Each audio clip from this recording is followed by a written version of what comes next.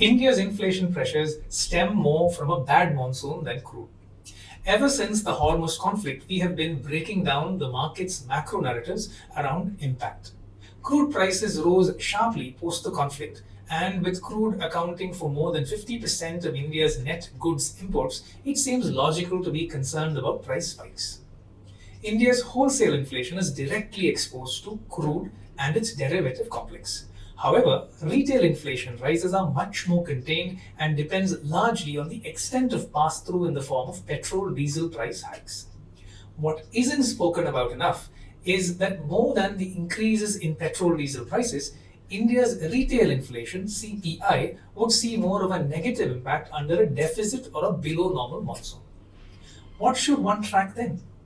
An El Nino outcome, which is a bad monsoon, would depend on how warm the sea surface temperatures are in two key places, Darwin near Australia and the Arabian Sea.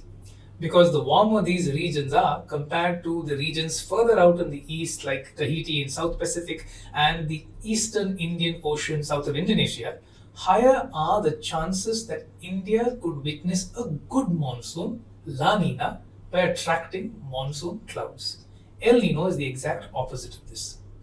These temperature differences are measured by two key indices. The Southern Oscillation Index, called the SOI, which measures sea surface temperatures between Darwin and Tahiti, and the Indian Ocean Dipole, known as IOD, that measure the sea surface temperatures between the Arabian Sea and the East Indian Ocean.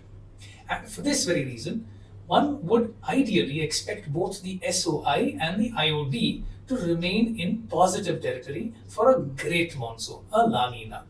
However, if the SOI crosses -8 on the index, one should hope for a much stronger IOD to at least partly offset the impact and settle for a below normal monsoon at least. Coming back to India's CPI, apart from assuming a 10% price hike in petrol and diesel, we simulate what the CPI would look like under both a deficit monsoon and a below normal monsoon.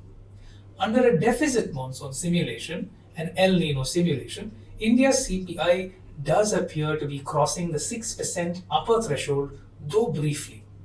And for the US, the current global outlook appears to be forecasting US CPI to be briefly breaching the 4% threshold. Mutual fund investments are subject to market risks. Read all scheme related documents carefully.